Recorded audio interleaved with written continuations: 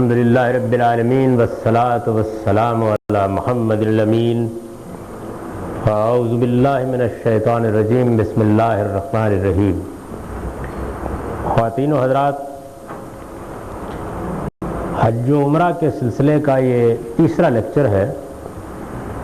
اس سے پہلے میں وضاحت سے یہ بیان کر چکا ہوں کہ حج کے سنن کیا ہیں، وہ کیا مناسک ہیں جو سیدنا ابراہیم علیہ السلام کے زمانے سے حج کے لیے مقرر کر دیے گئے ہیں، اور رسول اللہ صلی اللہ علیہ وسلم نے بھی جن کی تصویف فرما کر انہیں ہمیشہ کے لیے اس امت میں جاری کر دیا ہے۔ میں نے یہ عرض کیا تھا کہ قرآن مجید میں حج اور عمرہ دونوں کا ذکر اس طرح نہیں ہوا کہ یہ ایک عبادت ہے جو آج لازم کی جا رہی ہے، لہذا اس کے مناسک، اس کے آداب، اس کے رسوم بتائے جائیں۔ اس عبادت کے آداب و رسوم تو پہلے سے لوگوں کو معلوم تھے، البتہ جس طرح مختلف امتیں خدا کے بتائے ہوئے دین میں تحریفات کر دیتی ہیں، بدعات داخل کر دیتی ہیں، بعض چیزوں کو فراموش کر دیتی ہیں، یہی معاملہ حج و عمرہ کے بارے میں، یا یوں کہیے کہ اس کے بعض احکام اور مناسک کے بارے میں ہو چکا تھا۔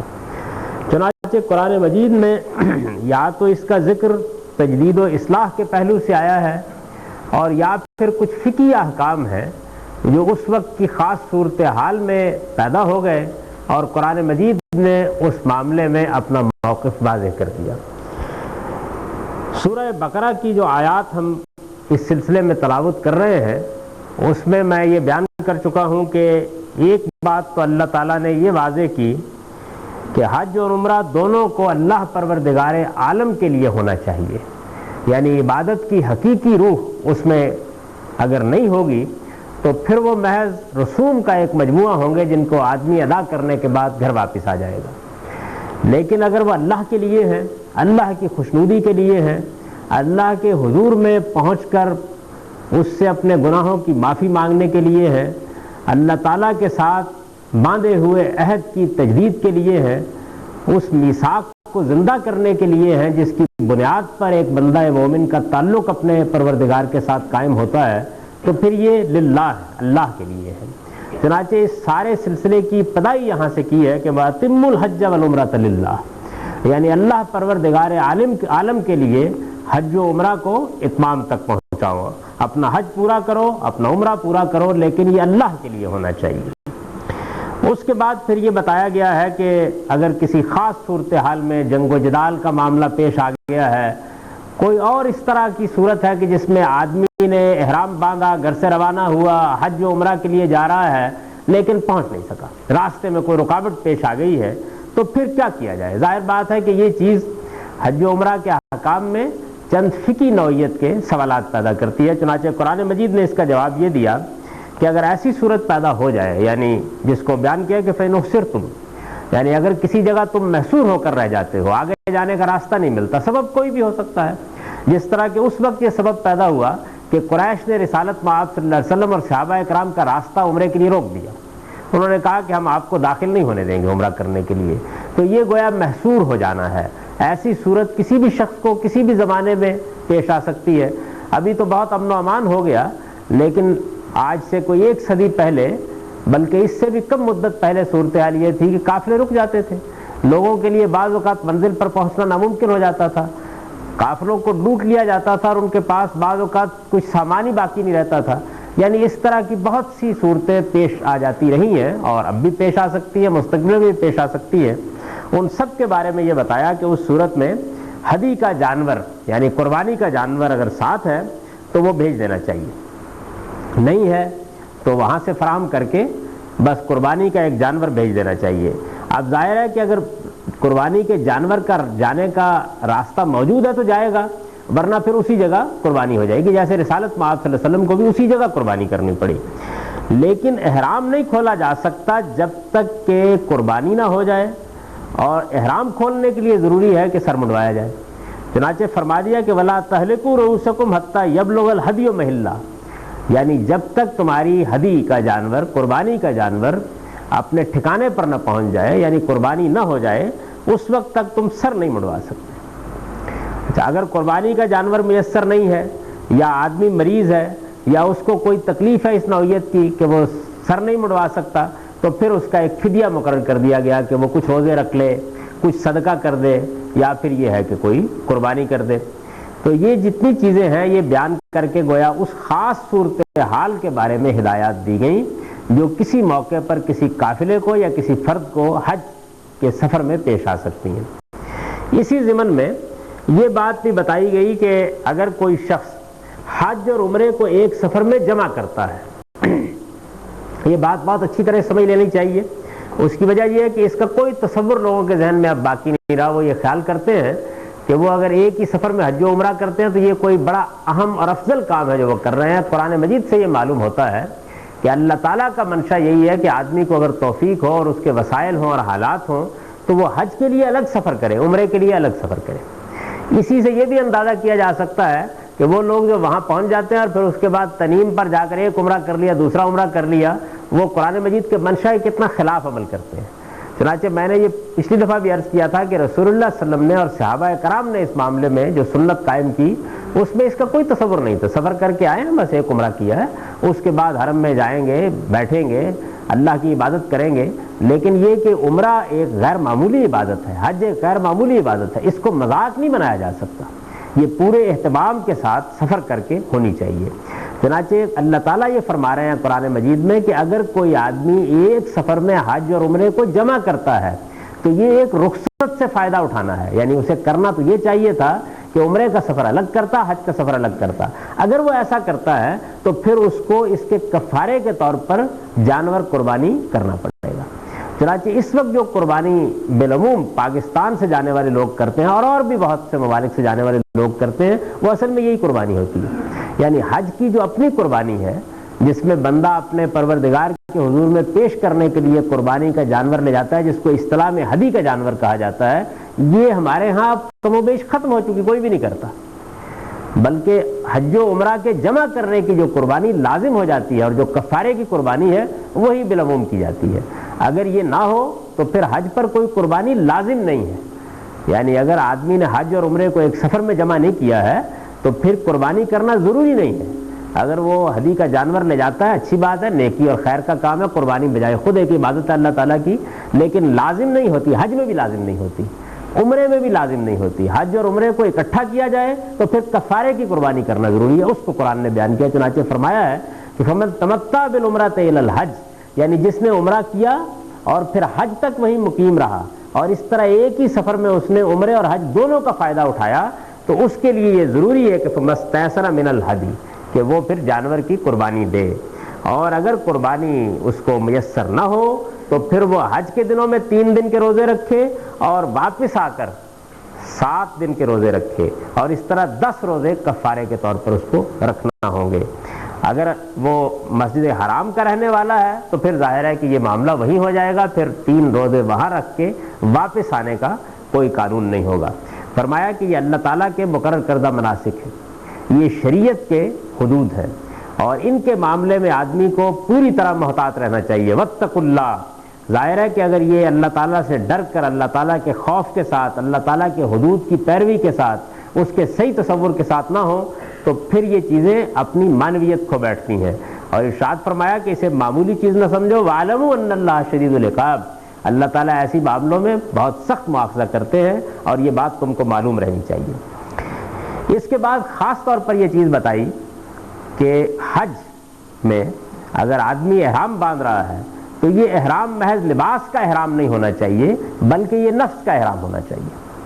یعنی جس چیز کو بالعموم نظر انداز کر دیا جاتا ہے، عبادت جب مناسک اور رسوم بن جاتی ہے تو لوگ اس کے آداب کا تو بہت لحاظ کر لیتے ہیں، یعنی ان کو پورا ادا کریں گے اور بہت اہتمام کریں گے اور ایک ایک چیز کے بارے میں دیکھیں گے، لیکن دل کی کیفیت کیا ہونی چاہیے، اخلاقی طور پر آدمی کو کس مقام پر کھڑا ہونا چاہیے، یہ چیزیں نظر انداز ہو جائیں گی۔ چنانچہ ہم رمضان میں دیکھتے ہیں کہ آدمی بھوکا پیاسا تو رہ لیتا ہے، کھانا کھانے سے اجتناب کرتا ہے، پانی پینے سے اجتناب کرتا ہے اور بڑے اہتمام سے روزہ نبھاتا ہے، لیکن اس چیز کا خیال نہیں کرتا کہ یہ روزہ جو تقویٰ پیدا کرنے کے لیے لازم کیا گیا ہے، جس چیز کی یہ تربیت دیتا ہے، اس کا کتنا ایک اس کے نفس پر اثر ہوا ہے، اس نے گالی گلوچ سے کتنا پرہیز کیا ہے، اس نے دوسروں کے حقوق ادا کرنے کے معاملے میں کیا رویہ اختیار کیا ہے، اس نے غیبت سے کتنا پرہیز کیا ہے، اس نے چغلی سے کتنا پرہیز کیا ہے، اس نے جھوٹ سے کتنا پرہیز کیا ہے. یہ چیزیں جو ہیں یہ آدمی کی نگاہ میں نہیں ہوتی. چنانچہ اللہ تعالیٰ نے خاص طور پر اس کو واضح کیا، اور صاف معلوم ہوتا ہے کہ ایک لمبے عرصے کی اس عبادت کے نتیجے میں یہی چیزیں ہیں جن کو لوگ نظر انداز کرتے ہوں گے. یعنی وہ رسوم تو ادا کر لیتے ہوں گے لیکن اس کی حقیقت کے معاملے میں بیگانہ رہتے ہوں گے. چنانچہ فرمایا کہ فمن فرض فیہن الحج فلا رفث ولا فسوق ولا جدال فی الحج. یعنی یہ حج کے مہینے بالکل متعین مہینے ہیں، تو جب آدمی اس کے اندر حج کا ارادہ کر لیتا ہے اور اب کوئی یوں سمجھ لیجئے کہ اس کے اوپر حج ایک لازمی عبادت کے طور پر عائد ہو جاتا ہے، تو پھر اس کو اس دوران میں نہ تو شہوانی باتوں میں ادنا درجے کا بھی کوئی اشتغال رکھنا چاہیے، نہ کوئی گناہ کی بات کرنی چاہیے، اللہ کی نافرمانی سے پرہیز کرنا چاہیے. ہر معاملے میں محتاط ہو کر جب دنیا سے ہاتھ اٹھا لیا، احرام کان صلا لباس پہن لیا، اپنے رب کے حضور میں حاضری کے احساس کے ساتھ آدمی گھر سے نکل کھڑا ہوا، تو پھر تف ہے اس کے اوپر کہ وہ اگر گناہ کرے، اللہ کی نافرمانی کرے، اس کے ذریعے سے لوگوں کو کوئی صدمہ پہنچے، وہ ان کے حقوق تلف کرے، وہ اللہ تعالیٰ کے حرام و حلال کے بارے میں بے پرواہ ہو. فرمایا ولا جدال فی الحج. اور چونکہ یہ ایک آپا دھاپی کا وقت ہے جس میں ہجوم بھی ہوگا، لوگوں کے ساتھ معاملات بھی ہوں گے اور طرح طرح کی سفر میں مشکلات بھی پیش آئیں گی، بہت سے لوگوں کے ساتھ، اجنبی لوگوں کے ساتھ معاملہ کرنا پڑے گا، اس لیے اس میں کوئی جھگڑا نہیں ہونا چاہیے. لا رفث ولا فسوق ولا جدال فی الحج. یعنی آدمی کے نفس میں جو چیزیں اس طرح کے اشتعال کا باعث بنتے ہیں ان سب کو گن دیا.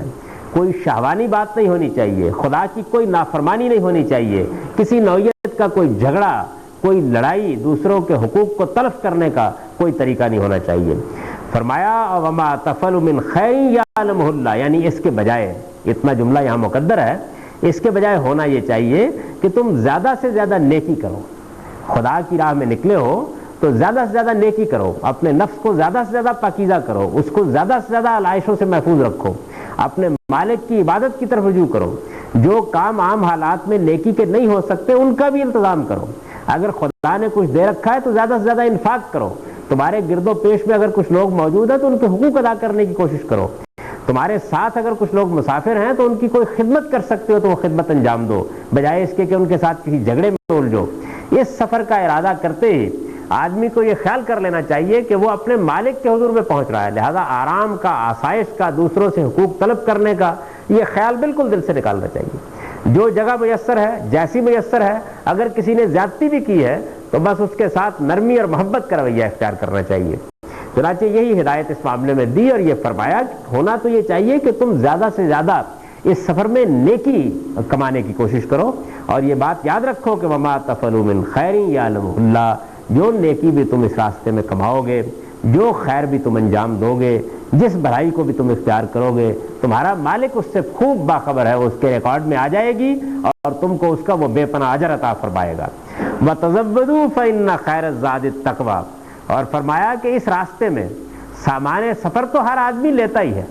یعنی ظاہر ہے کہ وہ نکل رہا ہے تو دنیا کی جو کچھ بھی ضرورتیں ہیں ان کو پورا کرنے کے لیے وہ کوئی کپڑا لے گا، کچھ سامان لے گا، کچھ کھانے پینے کا بندوبست کرے گا، یہ تو کرے گا ہی.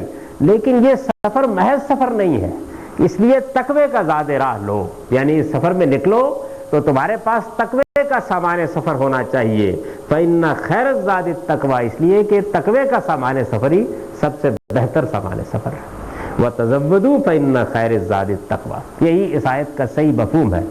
جن لوگوں نے اس کے یہ معنی لیے ہیں کہ تم سفر کا سامان لے کر گھر سے نکلو اور ایسے ہی نہ نکل کھڑے ہو، انہوں نے قرآن مجید کا مدعا نہیں سمجھا.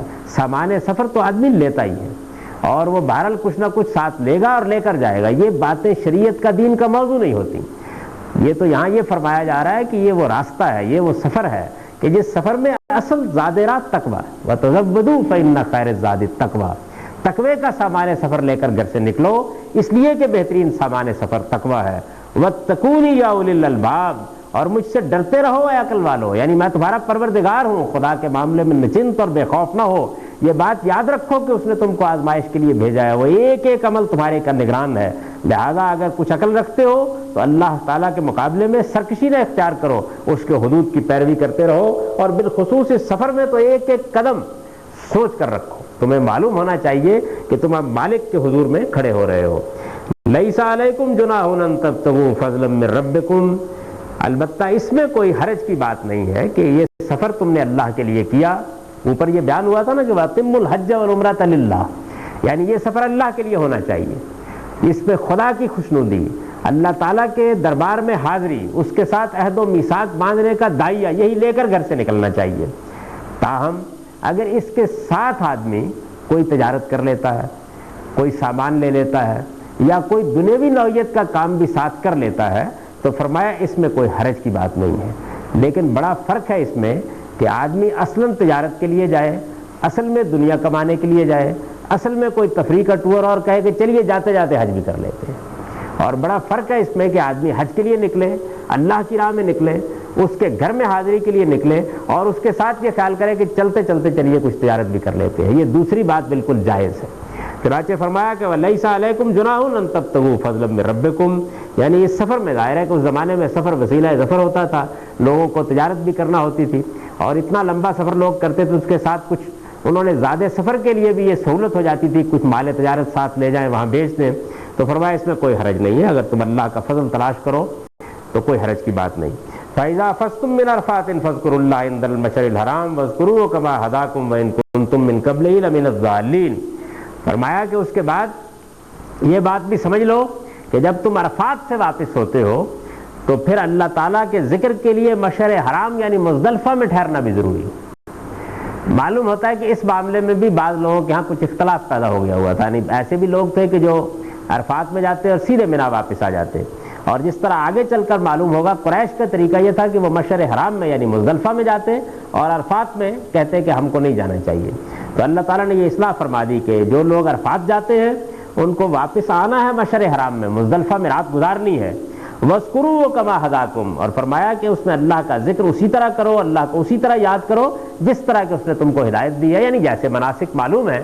کما ہداکم کے الفاظ نے یہ بتا دیا کہ اس معاملے میں لوگوں کو معلوم تھا، کوئی غلطی وہ نہیں کر رہے تھے. البتہ کچھ لوگ تھے کہ جو اس معاملے میں کوتاہی کر رہے تھے، جیسے اللہ تعالیٰ نے فرمایا ہے اور اس کی میں تفصیل بتا چکا ہوں پیچھے کہ وہ آ کر دونوں نمازیں پڑھی جائیں گی، اس کے بعد اطمینان سے آرام کیا جائے گا. صبح اٹھنے کے بعد جب فجر کی نماز پڑھیں گے تو پھر وقوف ہوگا. اللہ تعالیٰ کے پیغمبر کی قائم کردہ سنت اس جگہ پر اللہ کے ذکر کے لیے یہ ہے، وہ وقوف پھر طلوع آفتاب تک ہوتا ہے.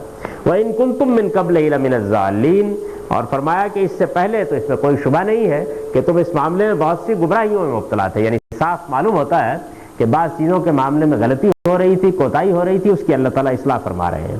ثُمَّ أَفِيضُوا مِنْ حَيْثُ أَفَاضَ النَّاسُ وَاسْتَغْفِرُوا اللَّهَ إِنَّ اللَّهَ غَفُورٌ رَحِيمٌ. پھر قریش کو خاص طور پر خطاب کر کے کہا کہ جس طرح لوگ عرفات سے لوٹ کر آتے ہیں تم کو بھی اسی طرح عرفات تک جانا ہے اور واپس آتے ہوئے مزدلفہ میں ٹھہرنا ہے. اور اللہ تعالیٰ سے مغفرت مانگو، یعنی اس سے پہلے اگر تم نے اپنے لیے یہ خصوصی استحقاق قائم کر لیا تھا تو اب اس کا دور ختم ہوا، سب انسانوں کے ساتھ یکساں معاملہ ہوگا. اللہ سے استغفار کرو، ان اللہ غفور الرحیم. اس سے پہلے اگر کوئی کوتاہی ہوئی ہے تو اللہ بخشنے والا ہے، رحم فرمانے والا ہے. فَإِذَا قَضَيْتُم مَّنَاسِكَكُمْ فاذكروا اللَّهَ كَذِكْرِكُمْ آبَاءَكُمْ أَوْ أَشَدَّ ذِكْرًا. فرمایا جب حج کے سب مناسک ادا کر چکو، اور یہ ظاہر ہے کہ اس وقت کا ذکر ہے کہ جب لوگ منا میں آ کے پھر ٹھہر جاتے ہیں، 2 دن ان کو قیام کرنا ہوتا ہے، 2 یا 3 دن. تو اس موقع کے اوپر عرب میں عام طور پر لوگ مفاخرت کی مجالس منعقد کرتے تھے، یعنی اپنے آبا کے کارنامے بیان کر رہے ہیں، اس کی تفصیلات ذکر ہو رہی ہیں، ایک دوسرے کے مقابلے میں مباحات اور فخر کا اظہار ہو رہا ہے. تو فرمایا کہ یہ طریقے جو ہیں یہ جاہلیت کے طریقے ہیں. اس منا کے میدان میں اللہ ہی کی ذکر کو بلند ہونا چاہیے، اور اگر کوئی مجلس منعقد کرنی ہے تو اللہ کی یاد کے لیے منعقد ہونی چاہیے، اور اس میں بھی وہی جذبہ وہی جوش ہونا چاہیے جو اس سے پہلے تم اپنے آبا کے ذکر کے لیے ظاہر کرتے رہے ہو. اور شد ذکرہ فرمایا بلکہ اس سے بڑھ کر ہونا چاہیے کہ خدا کے ذکر کو تو بہرحال ان سب ذکروں پر بلند ہو جانا چاہیے. فَمِنَ النَّاسِ مَن يَقُولُ رَبَّنَا آتِنَا فِي الدُّنْيَا وَمَا لَهُ فِي الْآخِرَةِ مِنْ خَلَاقٍ. فرمایا کہ اس موقع کے اوپر بھی ایسا ہوتا ہے کہ بہت سے لوگ اپنے رب کے حضور میں حاضری کے لیے جاتے ہیں اور وہاں جا کر بھی خدا سے یہی کہتے ہیں کہ مالک جو دینا اسی دنیا میں دے دے. یعنی اپنے رب کے حضور میں آدمی گیا تو اگر اس کا دینی تصور صحیح ہے، اس نے خدا کی اسکیم کو سمجھ لیا ہے، زندگی کی حقیقت اس پر واضح ہے، تو پھر یہ نہیں ہو سکتا کہ وہ اپنی آخرت سے بے پرواہ ہو. پھر تو سب سے پہلے وہ اللہ تعالیٰ سے آخرت کی فلاح طلب کرے گا. کیونکہ وہ ایک ایسا دن ہے آنے والا کہ جس دن کی تیاری کرنے کے لیے آدمی ہر وقت متنبع رہتا ہے اور اس کو رہنا چاہیے. اگر وہ اپنے مالک کے حضور میں گیا ہے تو اس سے بھی بڑھ کر متنبع ہونا چاہیے, اور وہاں مانگنے کی سب سے پہلی چیز یہی ہے. تو ارشاد فرمایا کہ لوگوں میں سے کچھ ایسے بھی ہیں کہ جو یہاں آتے ہیں, مناسک ادا کرتے ہیں, حج کے لیے احرام باندھتے ہیں, اتنا لمبا سفر کرتے ہیں, خدا کے حضور میں حاضر ہوتے ہیں, لیکن ان کے سامنے دنیاوی اغراض ہوتی ہیں جن کو مانگنے کے لیے آتے ہیں. آ کر کہتے ہیں کہ ربنا آتنا فی الدنیا, جو دینا ہے مالک اس دنیا میں دے دے, وما لہ فی الآخرۃ من خلاق, فرمایا پھر ہم دے دیتے ہیں. لیکن ان کو یہ معلوم رہنا چاہیے کہ آخرت میں پھر ان کے لیے کوئی حصہ نہیں. جو انہوں نے لینا تھا لے لیا اس دنیا میں, قیامت میں پھر ہم سے کچھ طلب نہ کریں آ کے.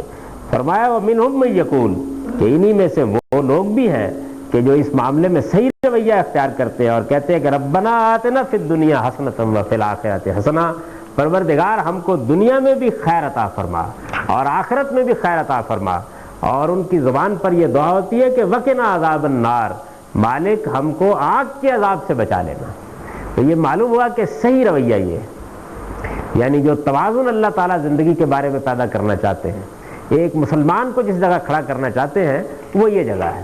یعنی ایک طرف آدمی کی نگاہ اس پر ہو کہ بہرحال یہ دنیا مجھے گزارنی ہے اور اس کے اندر بھی بہت سے مسائل اور مصائب ہیں, ان میں بھی میرے لیے خدا کی طرف سے حسنات ہوں, نیکی ہو, خیر ہو, اچھے حالات ہوں, میں اپنے رب کی عبادت اور بندگی کا فرض ادا کر سکوں اور میں وہ زندگی بسر کروں جو عزت کی زندگی ہے. تو وہ دنیا میں حسنات مانگتا ہے, خیر مانگتا ہے, لیکن اس کے ساتھ آخرت میں بھی خیر مانگتا ہے. پھر ایک اور بات یہ ہے کہ اوپر جن لوگوں کی دعا بیان ہوئی ہے وہ یہ ہے کہ ربنا آتنا فی الدنیا, یہ نہیں ہے کہ ربنا آتنا فی الدنیا حسنہ.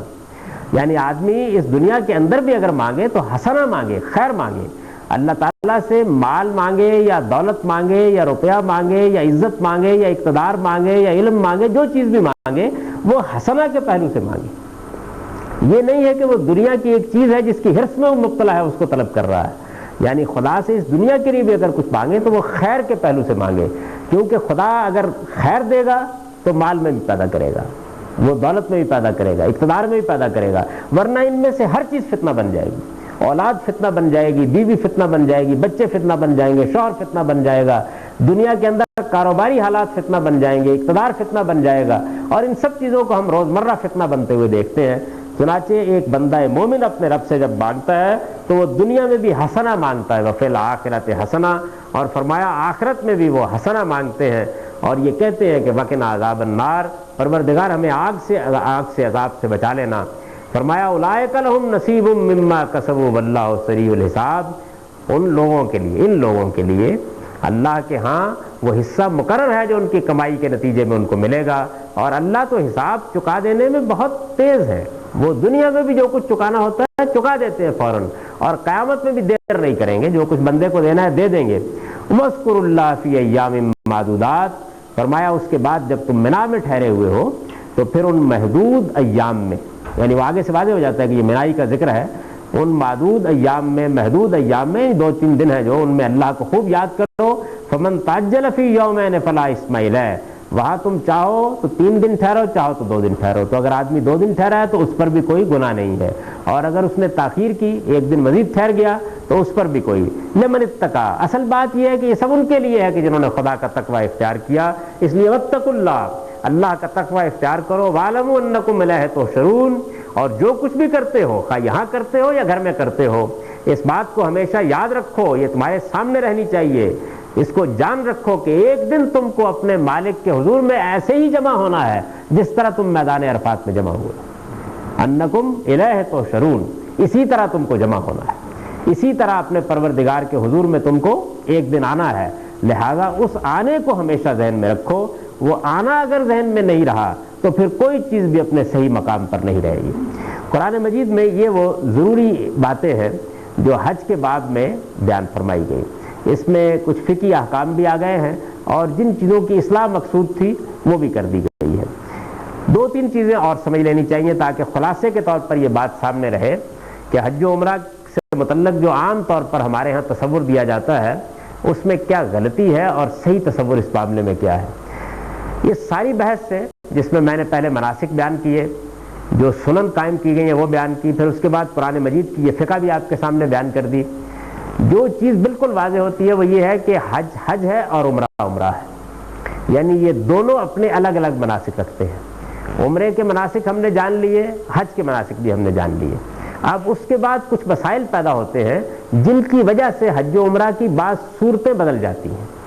وہ اصل میں ہمارے کسی عمل کے نتیجے میں پیدا ہونے والے مسائل ہیں جن کا حل اللہ تعالیٰ نے بتایا اور اس کے پیغمبر نے بتایا ہے۔ وہ اقسام نہیں ہے حج و عمرہ کی، یعنی آدمی نے سفر کیا، وہ گیا، اس نے جا کر عمرہ کیا، واپس آ گیا، یعنی سیدھے سادھے اس کے مناسک ہیں، احرام باندھا ہے، تلبیہ پڑھتے ہوئے وہ خدا کے حضور میں پہنچا ہے، اس نے وہاں طواف کیا ہے، اس کے بعد 2 رکعتیں پڑھی ہیں، اس کے بعد اگر اللہ نے اس کو توفیق دی اس نے صحیح بھی کر لی ہے، پھر اس کے بعد بال منڈوا دیے اور احرام کھول لیے، عمرہ ہو گیا۔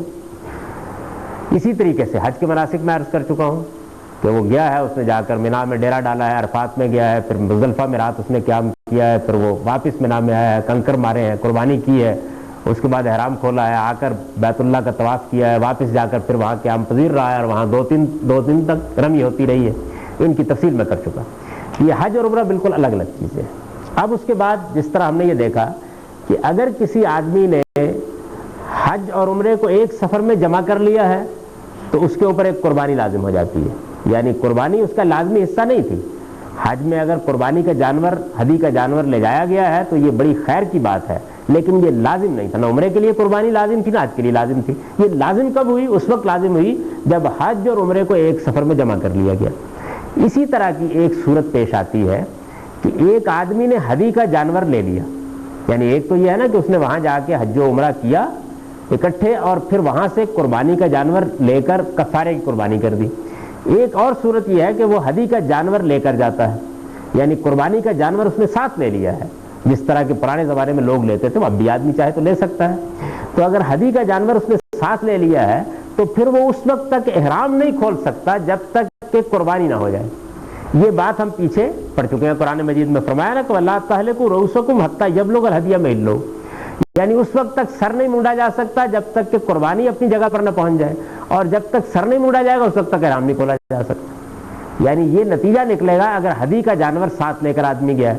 چنانچہ ہدی کا جانور اگر ساتھ لے کر گیا ہے اور جا کر عمرہ کر لیا ہے تو پھر احرام نہیں کھولا جا سکتا۔ احرام اسی طرح رہے گا جب تک کہ ہدی کا جانور قربان نہیں ہو جاتا، یعنی جو قربانی کا دن ہے وہ قربانی کا دن نہیں آ جاتا اور قربان نہیں ہو جاتا، احرام اسی طرح باندھ رکھا جائے گا، پھر عمرہ کر کے احرام نہیں کھولا جا سکتا۔ یہ اصل میں آدمی اگر ہدی کا جانور لے جاتا ہے یا حج اور عمرے کو ایک سفر میں جمع کرتا ہے تب یہ صورتیں پیدا ہوتی ہیں۔ لہذا یہ تصور صحیح نہیں ہے کہ حج کی 3 اقسام ہیں، جس طرح کہ عام طور پر بیان کیا جاتا ہے کہ ایک حج افراد ہے، ایک حج قران ہے، ایک حج تمتع ہے۔ یہ حج کی کوئی اقسام نہیں ہے، حج حج ہے، عمرہ عمرہ ہے، اس کی ایک ہی قسم ہے۔ البتہ اگر آدمی نے کوئی ایسا کام کیا ہے کہ جس کے نتیجے میں اس کے بارے میں کچھ احکام اللہ تعالیٰ نے دے دیے ہیں تو اس کی صورت میں کچھ تبدیلی ہو جائے گی، جس طرح کہ ہم نے قرآن مجید میں یہ پڑھ لیا۔ یعنی اگر اس نے حج اور عمرے کو ایک سفر میں جمع کیا ہے، عمرہ کر کے احرام کھول دیا ہے اور پھر اسی سفر میں حج کیا ہے تو اس کو قربانی دینا ہوگی، تو یہ ایک نئی بات پیدا ہو گئی۔ اگر اس نے قربانی کا جانور ساتھ لیا ہوا ہے تو پھر اس کو لازم ہے کہ وہ احرام نہ کھولے۔ نبی صلی اللہ علیہ وسلم نے اس معاملے میں جو ہدایت دی اپنے آخری حج کے موقع کے اوپر، اس میں یہ سارا معاملہ اسی طرح سے زیر بحث آ گیا۔ حضور صلی اللہ علیہ وسلم خود ہدی کے جانور لے کر گئے ہوئے تھے۔ جب عمرہ کر لیا آپ نے تو لوگوں کو آپ نے یہ کہا کہ جو لوگ ہدی کے جانور نہیں لائے ہوئے احرام کھول لیں اور جو احرام کی پابندیاں ان سے نکل جائیں۔ جب 8 تاریخ آئے گی تو وہ دوبارہ احرام باندھ لیں اور اس کے بعد حج کے لیے چلے جائیں۔ تو یہ معلوم ہوتا ہے کہ اس معاملے میں بھی کچھ پہلے سے لوگوں کے خیالات میں غلطی تھی، چنانچہ کوئی راضی نہیں ہوا، یہاں تک کہ رسالت مآب صلی اللہ علیہ وسلم کو یہ الفاظ کہنے پڑے اس موقع کے اوپر، اور آپ نے بہت یعنی شدت کے ساتھ یہ فرمایا کہ اگر مجھے یہ صورتحال معلوم ہوتی کہ تم لوگ اس معاملے میں اس طریقے سے گرفتار ہو جاؤ گے اور احرام کھولنے کے لیے تیار نہیں ہوگے تو میں بھی ہدی کے جانور نہ لاتا تاکہ اس طرح کی کوئی بدعت نہ پیدا ہو جاتی۔ جب آپ نے یہ فرمایا تب لوگوں نے احرام کھولا۔ آپ نہیں کھول سکتے تھے اور اس کی وجہ آپ نے بتا دی کہ میں ہدی کے جانور لایا ہوا ہوں، جب تک جانور قربان نہیں ہو جائیں گے اس وقت تک احرام نہیں کھولا جا سکتا۔ تو گویا قرآن مجید نے اس معاملے میں جو ہدایت فرمائی وہ یہ فرمائی کہ اگر آپ کے پاس ہدی کا جانور ہے تو پھر جب تک ہدی کا جانور اپنی جگہ پر نہیں پہنچ جاتا اس وقت تک سر نہیں مڑوایا جا سکتا، جب تک سر نہیں مڑوایا جائے گا اس وقت تک احرام نہیں کھولا جا سکتا۔ یہ اصول یاد رکھنا چاہیے۔ لہذا ہدی کا جانور آپ کے پاس نہیں ہے پھر کوئی پابندی نہیں، وہ ہے تو یہ پابندی عائد ہو جائے گی۔ تو یہ ضمنی پابندیاں ہیں جو اگر آدمی نے حدی کا جانور ساتھ لیا تب لگ جائیں گی، حج و عمرہ کو ایک سفر میں اکٹھا کیا تب لگ جائیں گی۔ حج کی ایک ہی قسم ہے اور عمرے کی بھی ایک ہی قسم ہے۔ یہ صورتحال جو پیدا ہوتی ہے یہ آدمی کو اس اقدام کے نتیجے میں پیدا ہوتی ہے۔ اس کو سادگی سے سمجھ لینا چاہیے کہ عمرہ عمرہ ہے اور اس کے مناسک متعین ہے، حج حج ہے، اس کی ایک ہی قسم ہے، اس کے مناسک متعین ہے۔ یہ دو صورتیں البتہ پیدا ہوتی ہیں، اس کے معاملے میں قرآن مجید نے یہ بیان کر دیا ہے۔ یہ حج کی فقہ ہے جو اللہ تعالیٰ نے واضح کر دیا۔ چنانچہ کچھ ایسے معاملات پیش آتے ہیں کہ جن کے بارے میں پھر ہمارے فقہا نے بھی قانون سازی کی ہے۔ ایک اصولی بات آخر میں سمجھ لیجیے، اور وہ یہ ہے کہ یہ جتنے مناسک ہیں ان کی ایک ترتیب مقرر ہے، یہ اسی طرح کرنے چاہیے، اسی اہتمام سے کرنے چاہیے، الا یہ کہ کوئی عذر کسی موقع کے اوپر پیش آ جائے۔ اگر عذر یہ پیش آ گیا کہ آدمی میدان عرفات میں نہیں جا سکا پھر تو حج نہیں ہوا، لیکن اگر میدان عرفات میں چلا گیا ہے تو باقی سب معاملات میں اگر کوئی عذر پیش آ گیا ہے تو وہ قربانی کفارے کے طور پر کر دے گا۔ اور اگر تقدیم تاخیر ہو گئی ہے یعنی اسے لحاظ رکھنا چاہیے ہمیشہ ترتیب کا، بھول گیا، نسیان ہو گیا، اجتحام کی وجہ سے، ہجوم کی وجہ سے کوئی بات پہلے کچھ پیچھے ہو گئی، اس کا لحاظ نہیں رکھا جا سکا، اس کے بارے میں حضور نے یہ واضح کر دیا جب آپ سے پوچھا گیا کہ لا حرج لا بہی باس، کوئی حرج نہیں اس میں، جو کچھ بھول چوک میں ہو گیا اس میں حج میں کوئی فرق واقع نہیں ہوگا۔ اقول قولی ھذا واستغفر اللہ لی ولکم ولسائر المسلمین۔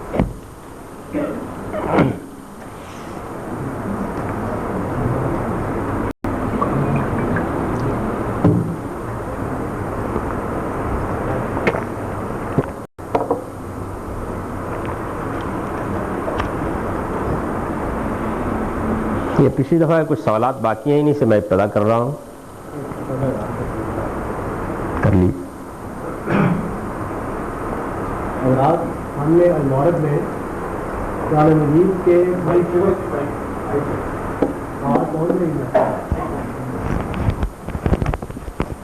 یہ کون سا ہے بھائی؟ دونوں ہی بعد میں پڑھیں۔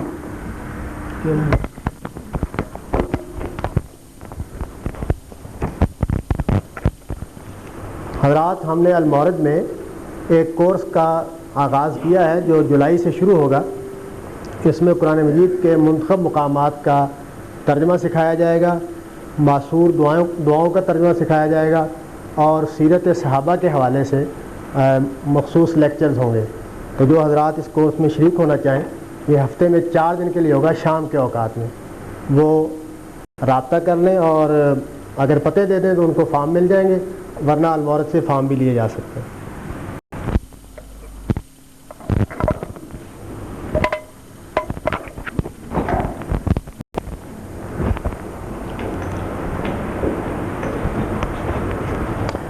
حج کے دوران میں بنیادی نقطہ یا اصل روح کیا ہونی چاہیے جو انسان کے اوپر طاری رہے؟ حج کے دوران میں دھکم پیل کا سامنا بھی کرنا پڑتا ہوگا تو انسان کا رویہ کیا ہونا چاہیے؟ عموماً دیکھا ہے کچھ لوگ وہاں پر بھی ایک دوسرے کے فرقوں پر نقطہ چینی شروع کر دیتے ہیں، انسان کا رویہ کیا ہونا چاہیے؟ آج کے لیکچر میں بہت تفصیل سے بیان ہو گیا ہے، یعنی آپ خدا کے حضور میں گئے ہیں تو یہ سمجھ لیجئے کہ آپ وہاں پر حاضری دینے کے لیے، اپنے گناہوں کی معافی کے لیے، اپنے مالک کے سامنے پیش ہونے کے لیے، اس کی طرف تبتل اور گوشہ گیری کے لیے اور اس کے ساتھ باندھے ہوئے عہد کی تجدید کرنے کے لیے گئے ہیں۔ لہذا اسی کیفیت کو اپنے اوپر طاری رکھیے اور ان سب چیزوں کا لحاظ رکھیے جو قرآن مجید میں بیان کی گئی ہیں کہ نہ خدا کی کوئی نافرمانی ہو، نہ کسی کے ساتھ جھگڑا ہو، نہ کسی کو کوئی اذیت پہنچے۔ یعنی یہ سفر تو آدمی کے لیے تقوی کا سفر بننا چاہیے، اور یہ بار بار آپ نے دیکھا کہ اس میں بھی تقوی ہی کو بیان کیا گیا، یعنی خدا کے حدود کی صحیح پاسداری ہر لحاظ سے۔ مقام ابراہیم کسے کہتے ہیں؟ حج کے لازمی ارکان کون کون سے ہیں؟ حج کے لازمی ارکان تو میں نے سب بیان کر دیے پچھلے لیکچر میں، اور یہ بتا دیا آپ کو کہ وہ کیا چیزیں ہیں جن کو سنت کے طور پر جاری فرمایا گیا ہے۔ اس لیکچر کو دوبارہ سن لیجئے۔ باقی جہاں تک مقام ابراہیم کا تعلق ہے تو قرآن مجید میں تو یہ اصل میں بیت اللہ کے لیے آیا ہے، یعنی پورا کا پورا بیت اللہ حرم جو ہے یہ مقام ابراہیم ہے، لیکن لوگ عام طور پر اس پتھر کو مقام ابراہیم کہہ دیتے ہیں، جس کے بارے میں یہ روایت کیا جاتا ہے کہ سیدنا ابراہیم نے اس پر کھڑے ہو کر بیت اللہ کی تعمیر کی ہے۔ قرآن میں مقام ابراہیم کا لفظ جو آیا ہے تو وہ پورے بیت اللہ اور حرم کے لیے آیا ہے۔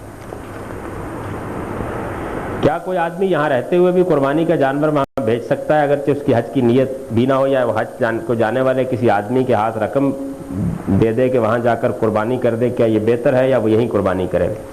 یہاں پر قربانی کی ایک پوری روایت اسی وقت موجود ہے، یعنی سیدنا ابراہیم نے جب اپنے بیٹے کو قربان کرنا چاہا اور اللہ تعالیٰ نے فرمایا کہ وہ فدینہ ہو بذبح عظیم، تو ایک عظیم عبادت جاری کر دی گئی اس واقعے کی یادگار کے طور پر جو ہم عید الاضحیٰ کے موقع پر قربانی کرتے ہیں. تو یہ قربانی آپ یہاں کیجئے.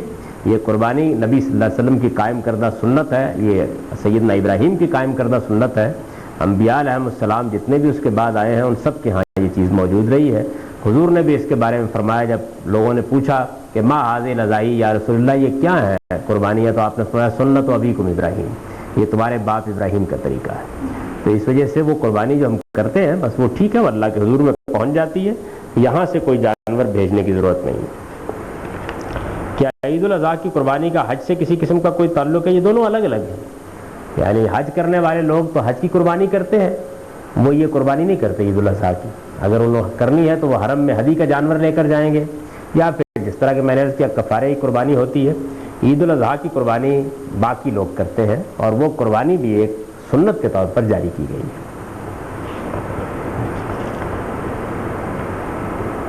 کیا قربانی صرف حج کرنے کے ساتھ ضروری ہے؟ ہمارے ہیں عید الاضحیٰ کے موقع پر قربانی جو کی جاتی ہے اس کے بارے میں کیا احکام ہے؟ یہ تو میں نے ابھی آپ پر واضح کر دیا کہ حج میں قربانی ضروری نہیں. یعنی حج میں تو قربانی اس وقت لازم ہوگی جب آپ حج اور عمرے کو ایک سفر میں اکٹھا کرتے ہیں, ورنہ حج میں قربانی ایک نفل عبادت ہے, آپ لے کے جائیں تو بڑے خیر کی چیز ہے. اگر نہ قربانی ہو تو قربانی کے بغیر حج ہو جاتا ہے, حج میں کوئی نقص نہیں رہتا. ہاں البتہ وہ کفارے کی قربانی اگر لازم ہو گئی تو وہ کرنی پڑے گی ہر حال میں. لیکن اگر آپ نے حج افراد کیا ہے, یعنی محض حج کیا ہے, جس کو عام طور پہ اصطلاح میں کہا جاتا ہے, میں نے تو واضح کر دیا کہ حج کی کوئی قسم نہیں ہے, ایک ہی حج ہے اور وہی حج کا طریقہ ہے, تو پھر اس میں کوئی قربانی لازم نہیں ہے. یہ جو قربانی ہم کرتے ہیں یہ ایک مستحب اور نفل عبادت ہے, اور اس کا بڑا درجہ اور بڑا مقام ہے. اس پر میں انشاءاللہ العزیز اگلے لیکچر میں گفتگو کروں گا اور یہ بتاؤں گا آپ کو کہ اس کی نوعیت کیا ہے, اس کا فلسفہ کیا ہے, اس کی حکمت کیا ہے. یہی اب عبادات میں سے ایک آخری چیز رہ گئی ہے جس کا ذکر باقی ہے, تو اس کو تو آپ اس وقت سمجھ لیجیے گا. یہ قربانی کرنی چاہیے. حج کے موقع پر قربانی میں نے عرض کر دیا کہ صرف خاص صورتوں میں لازم ہوتی ہے, ورنہ عام طور پر لازم نہیں. ملکی حالات کے پیش نظر لوگوں کو, رشتہ داروں اور اہل محلہ میں قابل استطاعت لوگوں کو خود بھی انفاق فی سبیل اللہ کی ترغیب دیں تاکہ غریب لوگ دین سے دور نہ ہو جائیں. ایک طرف غربت بڑھ رہی ہے, دوسری طرف لوگ میچوں میں جوا اور پرائز بانڈوں کے نمبر خرید رہے ہیں. یہ جو تبلیغ اور ترغیب ہے انفاق فی سبیل اللہ کی, اس سے تو قرآن بھرا پڑا ہے. میں نے بھی اس پر اس سے پہلے ایک پورا لیکچر دیا ہے اور یہ بتایا ہے کہ دین میں اس کی کیا اہمیت ہے. قرآن مجید کا مطالعہ کرنے سے معلوم ہوتا ہے کہ بنیادی احکام دو ہی ہیں, ایک اللہ کے لیے یعنی نماز, دوسرے بندوں کے لیے یعنی اللہ کی راہ میں خرچ کرنا. تو جس نے یہ دونوں کھو دیے اس نے تو پورا دین کھو دیا. تقدیر کے متعلق سوال ہے کہ حکومت کے غلط انظامی حکمت عملی کی وجہ سے ناانصافی کو من جانب اللہ قرار دیا جاتا ہے, پھر مولوی صاحب سے فتویٰ بھی لے لیا جاتا ہے کہ تمہارے ساتھ جو ناانصافی ہوئی اس میں اللہ تعالیٰ کی رضا تھی. کیا یہ تصور درست ہے؟ یہ بات ایک غلط اسلوب میں بیان کر دی گئی ہے. اس دنیا کے اندر جو ظلم, جو ناانصافی وجود میں آتی ہے اس میں ہماری اپنی کوتاہیوں کو بھی دخل ہوتا ہے, ہمارے نظام کو بھی دخل ہوتا ہے, ہمارے کار پردازوں کو بھی دخل ہوتا ہے, ارباب اہل وقت کو بھی دخل ہوتا ہے, اور ان ساری باتوں کی اصلاح کرنی چاہیے. یعنی ایک آدمی اگر دنیا کے اندر کوئی غلط رویہ اختیار کرتا ہے تو اس کے نتائج نکلتے ہیں. خود آدمی ایک غلط اسکیم بناتا ہے اور اپنے پاؤں پر کلہاڑی مار لیتا ہے, ایک پورا کا پورا معاشرہ بعض اوقات غلطیوں کا ارتکاب کرتا ہے. البتہ اگر کوئی چیز کسی آدمی کے اوپر اس نوعیت کی مسلط ہو گئی ہے تو ایک بندہ مومن کو جس طرح جدوجہد کی تلقین کی جاتی ہے اسی طرح صبر و استقامت کے ساتھ اس بات کی بھی تلقین کی جاتی ہے کہ وہ اپنے رب سے راضی رہے, کیونکہ اللہ کے اذن کے بغیر کوئی چیز نہیں ہوتی. اللہ کی مرضی ہونا اور چیز ہے اور اللہ کا اذن ہونا اور چیز ہے. اللہ تعالیٰ کے اس اذن پر بندے کا ایمان ہونا چاہیے. یعنی اگر کوئی مصیبت اور تکلیف پہنچی ہے تو وہ خدا کے اذن کے بغیر نہیں پہنچ سکتی, لیکن تکلیف مصیبت جو بھی آتی ہے وہ سب اللہ کی مرضی سے نہیں آتی. اللہ تعالیٰ اپنے بندوں کو تکلیف دینا پسند نہیں کرتے. بہت سی تکلیفیں, بہت سی مصیبتیں ہم خود خرید لیتے ہیں. چنانچہ قرآن مجید میں اس کو بیان کیا ہے کہ یہ جو تم نے اپنے لیے مصیبت خریدی ہے بما کسبت ایدی الناس, یہ لوگوں کے اپنے ہاتھوں کی کمائی ہوئی ہے, اور پھر تم اس کو اللہ تعالیٰ پر ڈال دیتے ہو.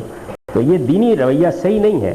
ہاں البتہ جب کوئی چیز آ گئی, وارد ہو گئی, کسی بھی ذریعے سے وارد ہو گئی, تو اس کو اللہ کا اذن سمجھنا چاہیے اور اپنے رب پر بھروسہ رکھنا چاہیے, اور جو غلطی ہوئی ہے اس کی اصلاح کرنی چاہیے. اللہ تعالیٰ پھر کرم فرماتے ہیں.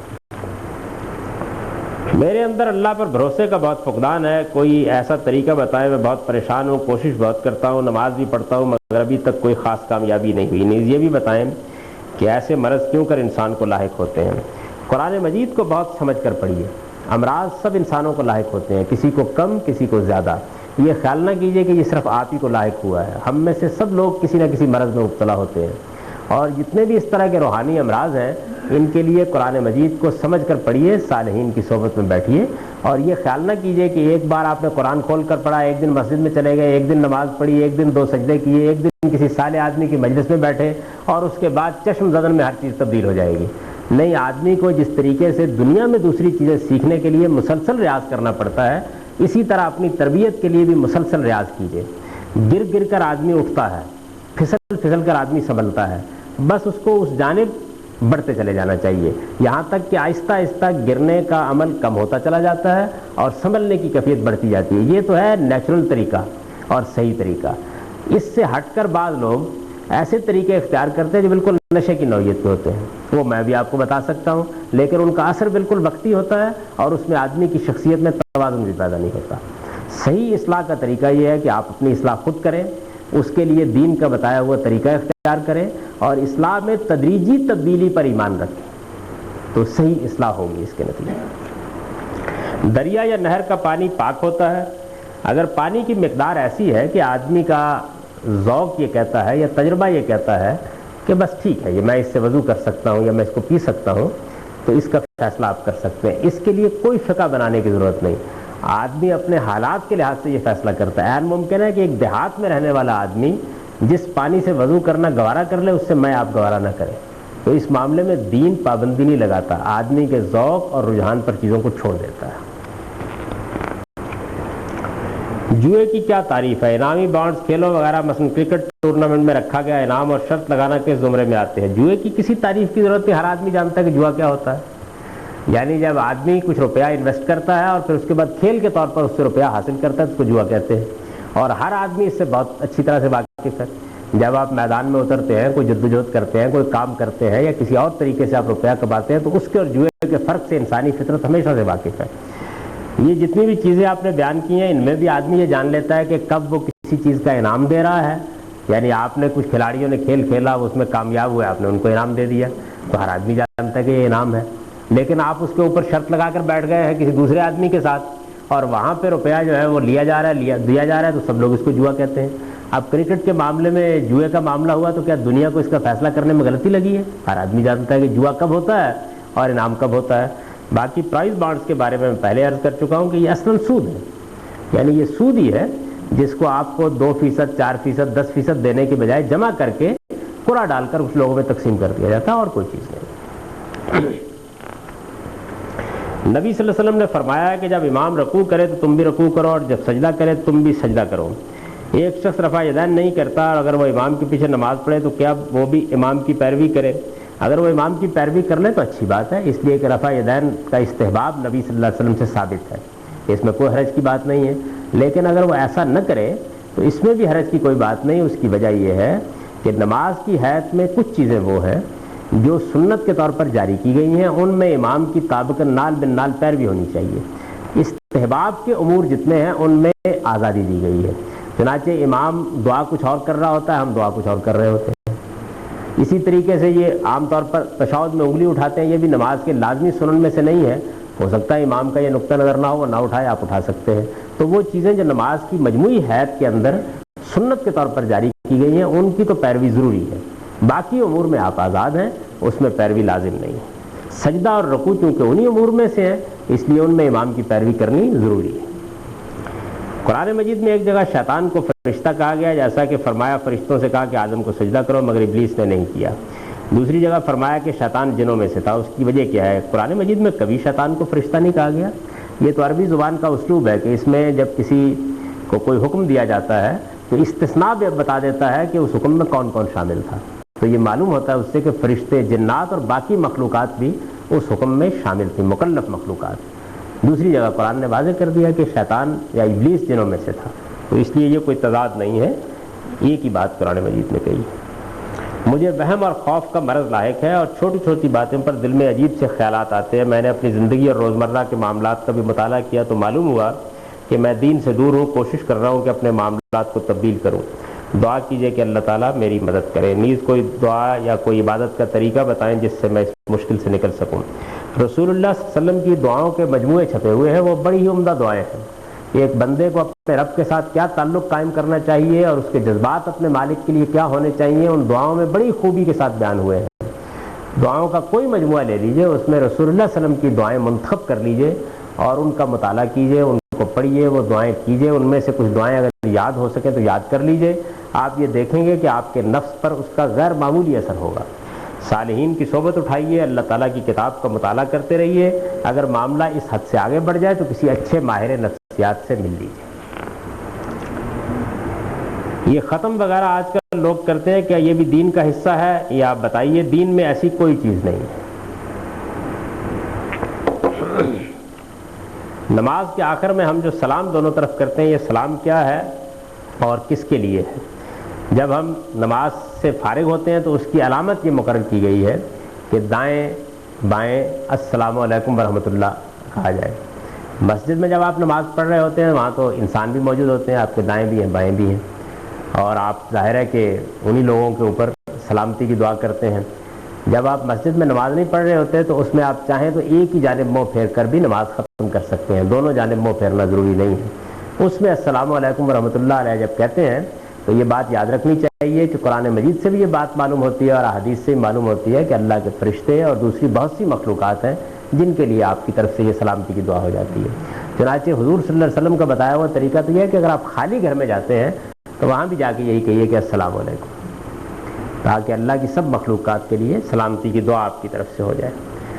حجامت کے بارے میں کیا حکم ہے؟ بالوں کی لمبائی اور کتنی مدت کے بعد کٹانے چاہیے؟ حجامت میں بس آدمی کو معقول رہنا چاہیے، یعنی اس میں کوئی شریعت نہیں مقرر کی گئی، لوگوں پر چھوڑ دیا گیا ہے۔ آپ معقول طریقے کے بال رکھیے، صرف اتنی بات ہے کہ عورتوں اور مردوں کے درمیان فرق قائم رہنا چاہیے، یعنی بالوں کی حیت میں بھی اور دوسرے معاملات میں بھی دین میں اسی بات کو پسند کیا گیا ہے کہ عورتیں مرد بننے کی کوشش نہ کریں اور مرد عورتیں بننے کی کوشش نہ کریں، اپنے اپنے دائرے میں رہیں۔ کلین شیو کے بارے میں کیا حکم ہے؟ داڑھی رکھنا ایک اچھی بات ہے، اللہ تعالیٰ آپ کو اس کی توفیق دے، بس یہی اس معاملے میں دین کا تقاضا ہے۔ 12 ربیع الاول والے دن جو جلسے جلوس نکالے جاتے ہیں یہ کس حد تک ٹھیک ہیں؟ یہ صحابہ کرام کا طریقہ نہیں تھا، اور دین کے معاملے میں میرا ذوق یہ ہے کہ کوئی ایسا کام نہ کیا جائے جو پیغمبر اور صحابہ نے نہ کیا ہو۔ میں اسی کی لوگوں کو نصیحت بھی کرتا ہوں۔ دنیا کے معاملات میں ہم کو اجتہاد کرنے کی اجازت دی گئی ہے، جن معاملات میں شریعت کا کوئی حکم نہیں ہے وہاں ہم اپنی عقل سے فیصلے کرتے ہیں، لیکن دینی معاملات میں حضور نے یہ بات فرمائی اور یہ بات بالکل ٹھیک ہے۔ قرآن مجید اسی کی تائید کرتا ہے کہ آدمی کو پوری طرح اس راستے پر جمے رہنا چاہیے جس کو حضور نے بتایا، ما انا علیہ و اصحابی، جس پر میں اور میرے صحابہ تھے۔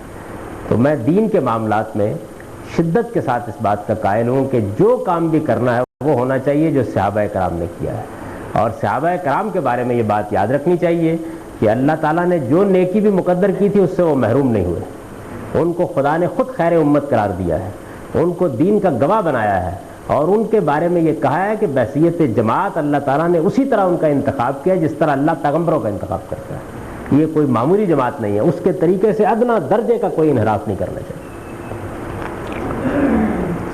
ایک بھائی صاحب کا کہنا ہے کہ انہوں نے خود 21ویں پارے میں یہ پڑھا کہ نمازوں کی کل تعداد 3 ہے، آپ وضاحت فرما دیں۔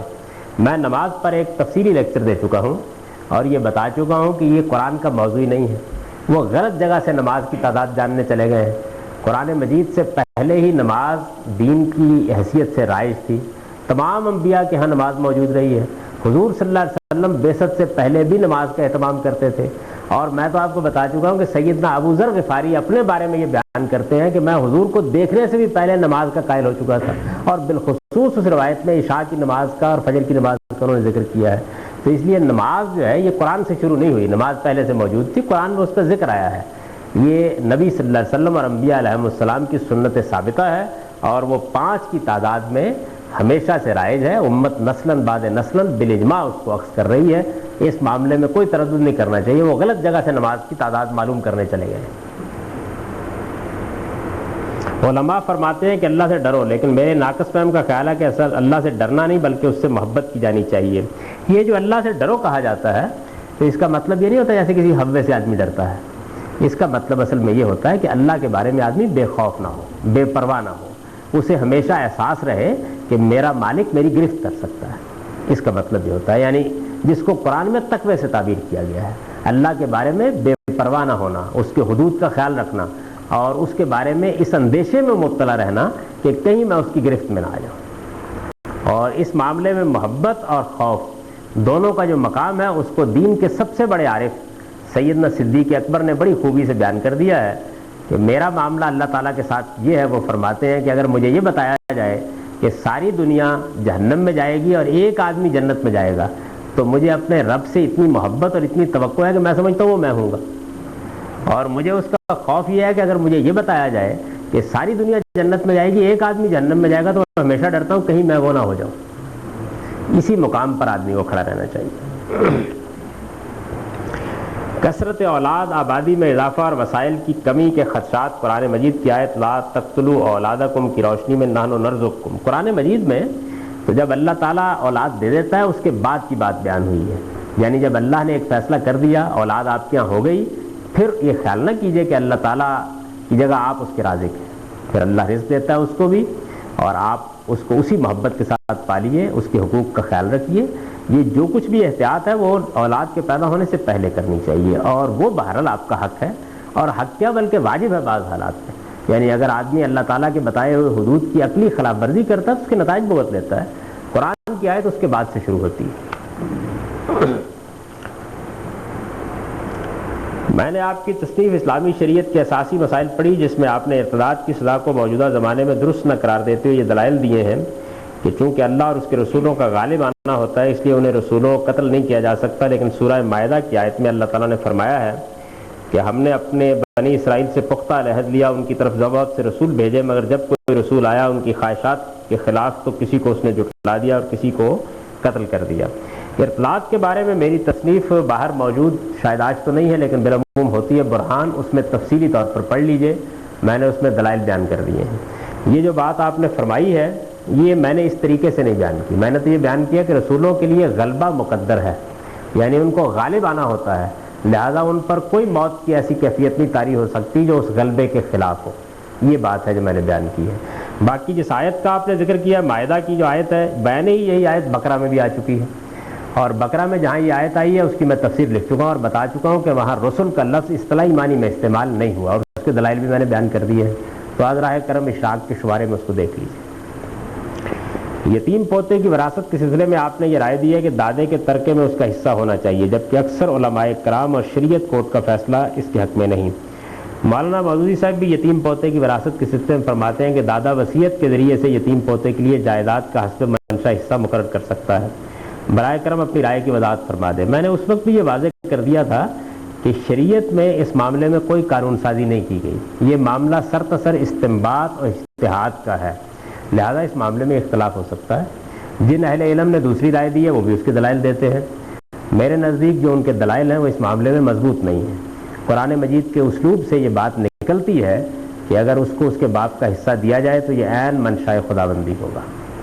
باقی تفصیل سے آپ اس موضوع کو سمجھنا چاہیں تو ذرا کیونکہ ٹیکنیکل اور فنی بات ہے تو کسی وقت غریب خانے پہ تشریف لے آئیے، میں اطمینان سے آپ کو سمجھا دوں گا اس میں۔ اگر وتر عشاء کے ساتھ پڑھنے ضروری نہیں بلکہ تہجد کی نماز کے ساتھ پڑھنے چاہیے تو صبح فجر کی نماز سے کتنی دیر پہلے تک اٹھ کر پڑھے جا سکتے ہیں؟ جب فجر کا وقت ہوتا ہے تو آپ کی جنتریوں میں وہ لکھا ہوا ہوتا ہے، اس وقت تہجد کا وقت ختم ہو جاتا ہے۔ آج کل آپ یہ کہہ سکتے ہیں کہ کوئی کم و بیش پون گھنٹہ پہلے یہ وقت ختم ہو جاتا ہے۔ فلسفہ کیا ہے؟ اس کے بنیادی موضوع ہمیشہ سے کیا رہا ہے؟ فلسفے کے مطالعے کے لیے کوئی بہترین کتاب بتا دیں۔ آپ فلسفے کا مطالعہ اگر شروع کرنا چاہتے ہیں، پہلے کوئی چیز نہیں پڑھی ہے اور انگریزی زبان سے واقف ہیں، تو بہت اچھی کتاب ہے critical history of Greek philosophy stays کی۔ اس کا جو مقدمہ ہے وہ ہے ہی یہ کہ فلسفہ ہے کیا، اور میرے علم کی حد تک اصطلاحات سے قطع نظر کر کے اتنی سادگی کے ساتھ کسی آدمی نے فلسفے کو بیان نہیں کیا۔ تو آپ حضرات کرم اگر پوری کتاب نہ پڑھیں تو اس کا وہ مقدمہ پڑھ لیں۔ میں اگر اس وقت تقریر کروں گا تو لوگوں کو بہت سے وقت ضائع ہوگا، تو آپ پڑھنے کا شوق رکھتے ہیں تو اس کو پڑھ لیجیے، اور اگر اس کو پڑھنے کا نہ معاملہ ہو، انگریزی زبان سے واقفیت نہ ہو، تو مجھے یہ معلوم نہیں کہ اس کا اردو میں ترجمہ ہوا ہے یا نہیں۔ البتہ ولڈورا کی کتاب جو ہے اسٹوری آف فلاسفی، اس کا اردو میں ترجمہ ہو گیا، پھر وہ لے کے پڑھ لیجیے۔ نماز میں فرض ادائیگی کے بعد نمازی اپنی صفیں توڑتے ہوئے آگے پیچھے منتشر ہو جاتے ہیں، کیا ایسا کرنا ضروری ہے؟ اگر ہے تو اس میں کیا حکمت پوشیدہ ہے؟ یہ بالکل ایک کامن سینس کی بات ہے کہ نماز ختم ہو گئی ہے تو اب اس کے بعد آپ صف کی صورت نہ رکھیں تاکہ پیچھے سے آنے والے کسی آدمی کو غلط فہمی نہ ہو سکتا ہے کوئی یہ خیال کر کے کہ صفیں ویسے ہی بندھی ہوئی ہیں نماز سمجھ کر اس میں شریک ہو جائے، تو اچھی بات ہے یہ، لیکن یہ بالکل عام بات ہے، کوئی ایسا شریعت کا مسئلہ نہیں ہے۔ ایک نماز پڑھنے والے آدمی کے آگے سے گزرنا گناہ سمجھا جاتا ہے، اس کے بارے میں شرعاً کیا حکم ہے؟ جو سجدے کی جگہ ہے اس کے اندر سے گزرنا تو ممنوع ہے بالکل، لیکن اس سے آگے آداب ہے، آپ کو کوئی ضرورت ہے تو آپ گزر سکتے ہیں، ورنہ اجتناب کیجیے اس کے گزرنے سے۔ زکوٰۃ کے بارے میں سوال ہے کہ اگر کسی عورت کے پاس 7.5 تولے یعنی نصاب سے زیادہ سونا ہو اور چاندی نصاب سے کم ہو تو کیا اس پر سونے کے ساتھ ساتھ چاندی کی زکوٰۃ بھی فرض ہے، یا اگر اس کا الٹ ہو تو کیا چاندی کے ساتھ ساتھ سونے کی زکوٰۃ بھی دینا ہوگی؟ یہ چاندی اور سونے کی الگ الگ زکوٰۃ جو ہے یہ تو میری سمجھ میں کبھی نہیں آ سکی۔ یعنی مال کی زکوٰۃ ہے 2.5% جو آپ کو دینی ہے، آپ کے پاس چاندی ہے، آپ کے پاس سونا ہے، آپ کے پاس روپیہ ہے، آپ کے پاس مال تجارت ہے، آپ کے پاس کوئی پلاٹ ہے، آپ کے پاس کوئی زمین ہے، جو کچھ بھی ہے اس سب کی مالیت پر آپ کو زکوٰۃ ادا کرنی ہے، اور وہ 2.5% کے حساب سے ہوگی، اور اس کا نصاب جو ہے مال کی زکوٰۃ کا وہ میرے نزدیک اصل میں چاندی ہے، چنانچہ 52.5 تولے چاندی کے برابر آپ کے پاس سونا ہے تو زکوٰۃ عائد ہو جائے گی، آپ کے پاس روپیہ ہے تو زکوٰۃ عائد ہو جائے گی، سونا اور چاندی مل کے ہے تو زکوٰۃ عائد ہو جائے گی۔ میرا نقطہ نظر اس معاملے میں یہ ہے۔ تجویز یہ ہے کہ پہلے کی طرف باقاعدگی سے درس قرآن کا سلسلہ اور درس حدیث کا سلسلہ دوبارہ شروع کیا جائے، بس یہ چند لیکچر رہ گئے ہیں معاشرت کے بارے میں اور جہاد کے بارے میں، اس کے بعد انشاءاللہ درس کا سلسلہ شروع ہو جائے گا۔ ہمارے کچھ دوست سرکاری دوروں کے دوران میں عمرے کا پروگرام بھی اپنے سفر میں شامل کر لیتے ہیں، جبکہ صورتحال یہ ہے کہ سرکاری دورہ نہ ہو تو عمرے کا پروگرام نہ بن سکے، کیا عمرہ کرنے کی یہ شکل اللہ تعالیٰ کے ہاں مقبول ہے یا قابل قبول ہے؟ اگر سرکاری دورے کے دوران میں عمرے کے لیے جانا ممنوع ان کے لیے نہیں ہے، یعنی اس کی اجازت ہے ان کو، تو یہ اللہ تعالیٰ کی پیدا کردہ استطاعت ہے، اس سے فائدہ اٹھا کر وہ عمرہ کر سکتے ہیں، کوئی حرج کی بات نہیں، لیکن اس کو جائز ہونا چاہیے۔ حج اور عمرے کے اکٹھے کرنے کے بعد کفارہ کیا ہر اس شخص کی طرف سے دینا ضروری ہے جس نے حج کیا، یا ایک شخص اپنے اہل خانہ کی طرف سے دے سکتا ہے؟ ہر اس آدمی کے لیے جس نے حج کیا ہے، یعنی ایسا نہیں کہ سارے خاندان کی طرف سے آپ ایک قربانی کر دیں، ہر شخص پر کفارہ عائد ہو جائے گا جس نے حج اور عمرے کو اکٹھا کیا۔